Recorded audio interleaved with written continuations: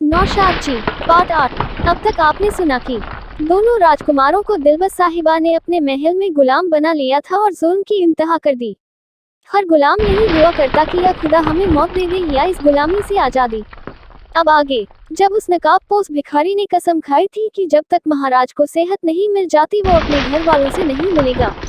काफिला रवाना होने के बाद इधर उधर फिरता रहा। आखिरकार एक खतरनाक जंगल में बैठकर रो रहा था और खुदा से दुआ कर रहा था कि या खुदा महाराज का इलाज बता दे या किसी जंगली जानवर का नेवाला बना दे। तभी अचानक कुछ दूर पर किसी की कराहने की आवाज आई।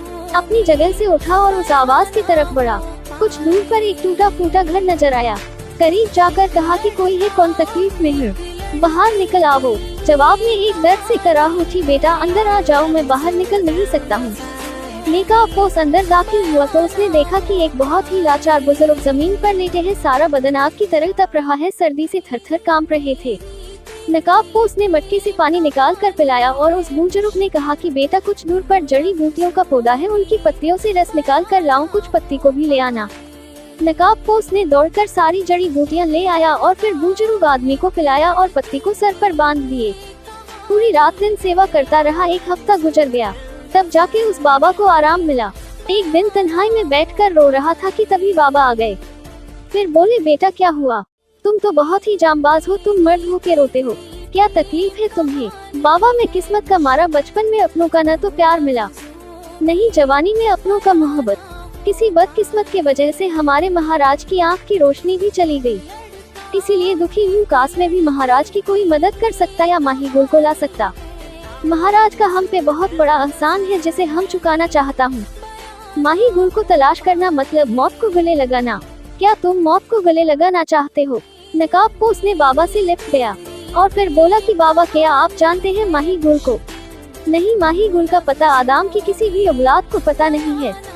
हमने अपने किसी बुजुर्गों से सुना था कि परिस्थान का रास्ता देवलोक से होकर गुजरता है, इसके आगे हमें भी मालूम नहीं बेटा। बाबा, हम माही गुल के लिए सफर करना चाहते हैं। बेटा, इस सफर से आज तक कोई भी नहीं लौटा, जो भी गया वापस नहीं आया। बाबा, जो मेरी जिंदगी है वो महाराज की दिया हुआ है, मैं उस जिंदगी को उन पर ही कुर्बान कर देना चाहते हैं। किसी का एहसान अपनी जिंदगी से चुकाना सबकी बस की तो बात नहीं। अगर आपके साथ किसी ने पसीना बहाया हो तो आप उसके लिए अपना खून भी बहाना पड़े तो बहा देना बेटे। बाबा, हम आपसे रुखसत होना चाहते हैं, हमें इजाजत दे। बेटा, खुदा आपको हमेशा सलामत रखे, हर मुसीबत से महफूज रखे, आमीन। वहाँ से आगे नकाबपोश ने सफर तय करना शुरू किया। मंजिल दर मंजिल तय करता हुआ सेहरा में दाखिल हुआ। वहाँ देखा बहुत सारा साजो सामान बिखरा पड़ा था। तभी एक राहगीर नजर आया। नकाबपोश ने आवाज लगाई, भाई ये सामान किसका है जो बेतरतीब बिखरा पड़ा है? इसका कोई मालिक नहीं। राहगीर ने कहा, भाई यहाँ दो राजकुमार अपने लश्कर के साथ किसी सफर के लिए रवाना हुए थे, मगर यहाँ की राजकुमारी के यहाँ गुलाम बन गए। सारे लोग सिपाही को इसने अपना गुलाम बना लिया। जो भी इस नगर में आता है वो फिर वापस लौट नहीं पाता। यहाँ की राजकुमारी इतनी सातिर है कि जो भी आता उसी का होके रह जाता है। आज तक कोई भी राजा महाराजा इसके इस नगर से बाहर नहीं निकल सका। जो भी आया इसका गुलाम बना। इतना कहकर राहगीर ने अपनी राह पर चला गया। नकाबपोश ने अंदाजा लगाया कि हो न हो ये हमारे ही देश के राजकुमार हो। आखिरकार नकाबपोश ने सोचा, चलकर हम ही देखें आखिर माजरा क्या है। जब नगर के दरवाजे पर पहुंचा तो देखा अजीब हसीन व जमील हसीना का तस्वीर बनी है। खूबसूरती का कोई मिसाल नहीं।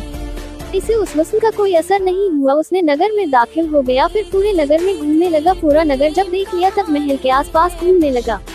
वही महल के करीब ही एक दुकान ले ली। थोड़ा सामान लाता, फिर बिक जाता तो उससे थोड़ा और ले आता। रोज का यही दस्तूर बन गया था।